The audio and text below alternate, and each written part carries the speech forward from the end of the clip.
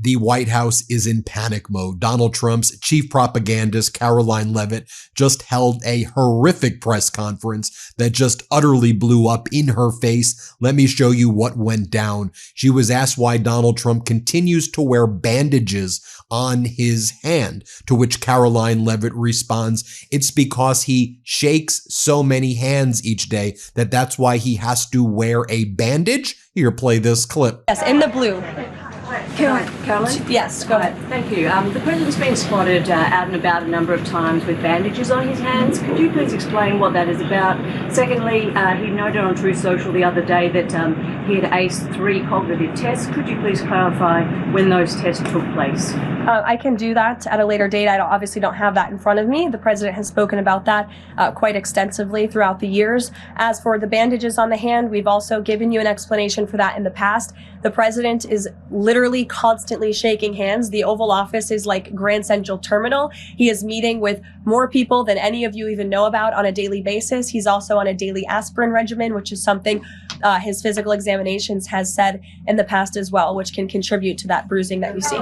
Now, this regime lies all the time. It's one of the most outrageous ones we've heard. He wears bandages because of the handshakes. No, something is seriously wrong there, and we will continue reporting on it here at the MeidasTouch Network. Next, a reporter fact-checks Karoline Leavitt to her face, because Karoline Leavitt saying inflation is down, it's now 2.5%, and the reporter says, no, you're wrong, it's up. It's 3%. And Karoline Leavitt's like, no, it's down. It's saying it here on my piece of paper. No, Karoline, your paper is wrong. Here, play this clip. Just first, very quickly clarifying Caitlin's question. You acknowledged that CPI in January when you took office was 3%, and in September, the last month for which we have data, it was also 3%, so inflation. No, it's 2.5%. Not in September, it was 3%. It's 2.5%, the average CPI right now. I have it in front of me.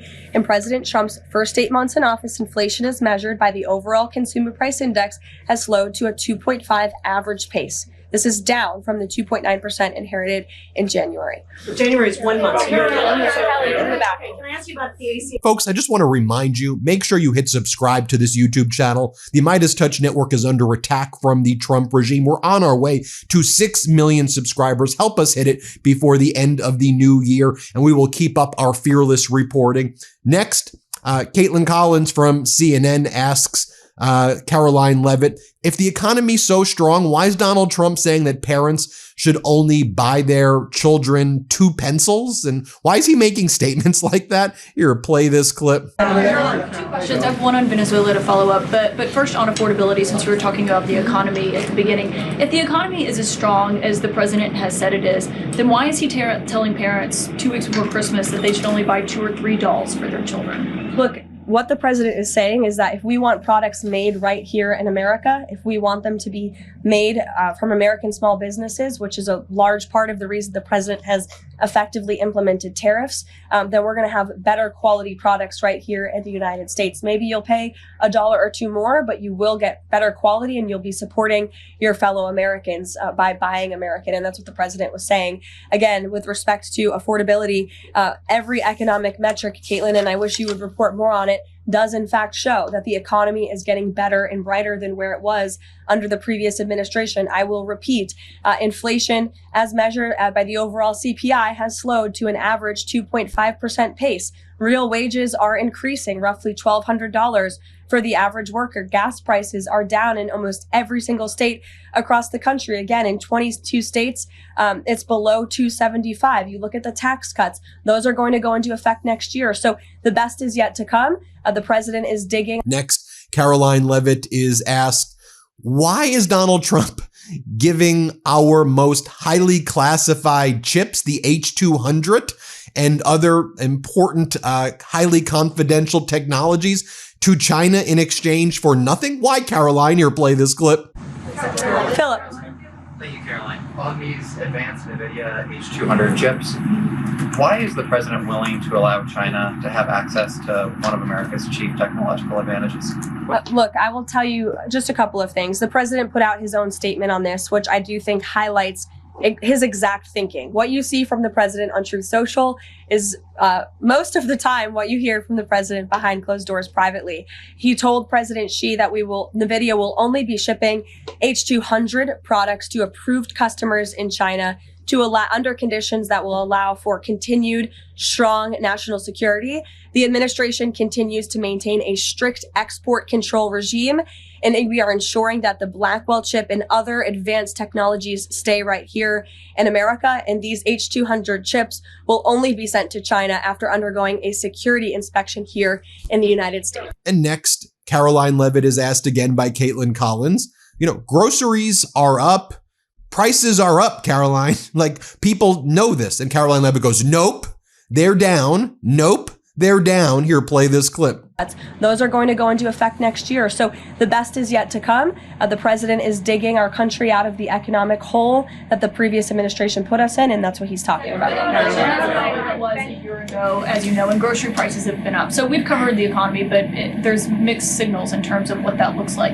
But on inflation is down from where it was. As measured by the overall CPI, it has slowed to an average 2.5% pace. This is down from what the president inherited. The president inherited 2.9% in January. Today, it's at about 2.5%. So we're trending in the right direction with more to come. And I would remind you, when President Trump left office in his first term, inflation was 1.7%. And the previous administration jacked it up to a record high 9%. So again, in 10 months, the president has clawed us out of this hole. He's kept it low at 2.5%. And we believe that number is going to continue to decline, especially as energy and oil prices continue to decline as well. It wasn't high under Biden. They're just saying it's not. Well, nobody reported on it being high under Biden. My predecessor was standing at this podium, but now you want to ask me a lot of questions about it, which I'm happy to answer. But I will just add, there's a lot more scrutiny on this issue from this press corps than there was. Well, and the previous administration said that too. My predecessor stood up at this podium and she said, inflation doesn't exist. She said the border was secure. And people like you just took her at her word. And those were two utter lies. Everything I'm telling you is the truth backed by real factual data. And you just don't want to report on it because you want to push untrue narratives about the president. That's what they're going with. And what they're also going with is, after getting those questions, Karoline Leavitt says, you see, that's why Donald Trump is saying he won't approve any mergers regarding Warner Brothers unless Warner Brothers sells CNN and destroys CNN. That's why Donald Trump is getting involved in any sale of Warner Brothers, because of questions like that. Here, play this clip. Is on the Netflix Warner Brothers deal. The president did address this also yesterday. He said that he believes that the sale of CNN should be attached to that deal with Netflix or with Paramount, if anything happens down the road. Now, can you just explain what the president's planning to do going forward to continue to make that case similar to what he made yesterday? Well, I think the president's comments yesterday about the sale of CNN and new leadership is evidenced by my exchange with the CNN reporter in this room. Their viewership has gone down, their ratings has declined, and I think the president rightfully believes that network would benefit from new ownership. With respect to this deal, he has great respect for both companies who are bidding against one another, and I won't weigh in any further than that. You see how thin-skinned and pathetic they are at the White House? What losers they are at the White House to behave like this. What gaslighters and liars they are. Ever wake up sweaty, freezing, or just uncomfortable? The temperature in your bedroom can make or break your sleep. That's why I switched to Miracle Made sheets. They're inspired by NASA technology and use silver-infused temperature-regulating fabric to help you sleep perfectly all night long. Miracle Made sheets are crafted with NASA-inspired, silver-infused fabric that helps regulate your body temperature. Hot sleeper, cold sleeper, it doesn't matter. These sheets help keep you in the comfort zone all night long. Thanks to their antibacterial silver technology, Miracle Made sheets stay cleaner and fresher up to 3 times longer than regular sheets. That means fewer odors, fewer wash cycles, and way less laundry. They feel just as good, if not better, than sheets you'd find at a 5-star hotel, but without the steep price tag. Smooth, breathable, and ridiculously comfortable. Upgrade your sleep or give the gift of better rest. Go to trymiracle.com/Meidas to try Miracle Made sheets today. You'll save over 40%, and when you use promo code Meidas, you'll get an extra 20% off plus a free 3-piece towel set. They make an amazing gift. With a 30-day money-back guarantee, there's no risk. That's trymiracle.com/Meidas. code Meidas at checkout.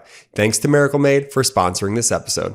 Next, Karoline Leavitt. You see the reporters are stepping up their game though here. The reporters in the White House, you know I'm often critical of them, but they're asking really good questions now. Next, a reporter says, why is Donald Trump saying that the farmers are getting bailed out based on tariff money when in fact it's actually coming from the Commodity Credit Corporation? So why is he lying? And do you think it's a good look for a billionaire president to tell parents they should only be buying $3 and 2 pencils for Christmas? Here, play this clip. Andrew. Thank you, Caroline. 2 for you. First, when the president announced the farm relief program the other day, Secretary Rollins afterwards, right out there, told us that the program would be paid for by the Commodity Credit Corporation, an existing program. The president keeps saying that it's being paid for by tariff revenue. Why does he keep saying that if the secretary who's running the program says that's not the case? And also about his doll comments from the other night. The president's a billionaire. He's probably the wealthiest person to ever serve as president. Is it a good look for him to be telling parents, oh, you should only buy, $2 or $3 for your kids when he's one of the wealthiest people in the country running the government? Do you think the people in that room in Pennsylvania who the president was speaking to don't know the president's a billionaire? I think that's a very well-established fact. And actually, I think it's one of the many reasons they reelected him back to this office, because he's a businessman who understands the economy and knows how to fix it. And he's doing it right now, just like he did in his first term. Sure. Next, she's asked about, so where's the healthcare plan, Karoline? She goes, oh, he's coming up with creative solutions. Here, play this clip. They created the problem. The president and Republicans are currently coming up with creative solutions and ideas to lower healthcare costs for the American people, and you'll continue to hear more from them on that. Before these subsidies expire? I just said you're going to continue to hear more from the president and Republicans on this issue, I'm sure. Next up, you have Ducey from State Regime Media, which calls itself Fox, said, so, or one of the ways you're addressing affordability, is it by seizing Venezuelan oil tankers so we can steal their oil? To which Karoline Leavitt says, yep, we've seized their oil, and that's one of the things we're doing for affordability. Here, play this clip. Because he said the president is trying to do a lot of things at once. He talks a lot about how he thinks the way to bring down prices for everything would be to bring down the cost of energy. Would he use this seized Venezuelan oil to try to help Americans with affordability here in the United States? Well, what I can tell you right now, the vessel has been seized, as you know, and the Department of Justice did that in conjunction with the Coast Guard and the Department of War. The vessel is currently undergoing a forfeiture process right now. The United States currently has a full investigative team on the ground on the vessel, and individuals on board the vessel are being interviewed, and any relevant evidence is being seized. With respect to the oil, that's a different issue. As you know, Peter, the vessel will go to a U.S. port, and the United States does intend to seize the oil. However, there is a legal process for the seizure of that oil, and that legal process will be followed. Next up, Karoline Leavitt is asked questions about the wars that are taking place across the world. And she goes, Donald Trump has resulted in, his behavior has resulted in 9 wars ending. He needs a Nobel Peace Prize. Here, play this clip. And just my last one on this. If President Trump launches a bigger military campaign in the Caribbean, is he jeopardizing a possible Nobel Peace Prize? Look, the president has proven over the past year that he is more than worthy of the Nobel Peace Prize. I think he's been nominated for it nearly 100 times this past year, which is definitely a record. He's solved, I think, 9 conflicts around the world we are up to now. He's actively working on the Russia-Ukraine war, which is the big one as we speak, and has been over the past year. With respect to any additional action in Venezuela, I'm definitely not going to get ahead of the president or the United States military. Mary. Let's be clear. War is raging in Ukraine right now, right, with Russia's invasion. War between Thailand and Cambodia is raging. We have Russia threatening war with all of Europe right now. You have Congo and Rwanda still at war. You have innocent Palestinians still being killed by the IDF right now on a daily basis. That gets very little reporting. There are more wars than ever before right now. The world is on the brink of World War III, and that's what you're saying, Karoline? Next, she's asked about Abrego Garcia because a federal judge today, Judge Zinnes, ordered Abrego Garcia be released because his detention was unlawful. And here's what she says about the DOJ appealing. Play this clip. Joey. Yeah, thanks, Caroline. A federal judge today ordered the immediate release of Kilmar Abrego Garcia from ICE detention. Does White House have a response to that? And does the administration plan to appeal that decision? Absolutely. The White House, the administration opposed this activism from a judge who is really acting as a judicial activist, which we've unfortunately seen in many cases across the country. Abrego Garcia is present in our country illegally. He is a proven human trafficker. He is a proven gang member. The administration has evidence of that. And as you saw from the Department of Homeland Security, they issued a statement saying they'll continue to fight this legal battle in court. Caitlin. And do you see, by the way, that right there is a violation of the court's injunction against the White House. They're not allowed to say that. I'm going to flag that as well because that's clearly a violation of the gag order. You can't just start saying that people are human traffickers. And by the way, Abrego isn't, let's be clear. And the Trump DOJ doesn't even want to prosecute him for human trafficking. They're trying to deport him to Africa where he has no ties to. And he's like, what are you even doing? He goes, let's do the trial if you want to do the actual trial. And while Donald Trump is pardoning the biggest drug traffickers that there are, like the former president of Honduras. Next, a reporter asks again, these ACA, these Affordable Care Act subsidies are expiring in like 2 weeks. What are you doing? Here, play this clip. Mary. It now seems all but certain that the Obamacare subsidies will expire at the end of the year. It means more than 20 million Americans are now bracing for their health care costs to soar. Is the president prepared to let this happen, or is he going to step in? The president is prepared to take action on health care, and he wants Republicans on the Hill to do the same. As you have seen, Senate Republicans put forth their own legislation earlier this week. As for the subsidies that are set to expire, I would like to remind you and everybody at home why this is on the brink of happening. Democrats wrote Obamacare. They passed it without a single Republican vote, and then they ballooned it with these expensive COVID subsidies that completely distorted. Yep, and all they're doing is attacking Democrats.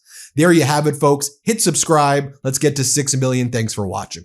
Love this video? Support independent media and unlock exclusive content, ad-free videos, and custom emojis by becoming a paid member of our YouTube channel today. You can also gift memberships to others. Let's keep growing together.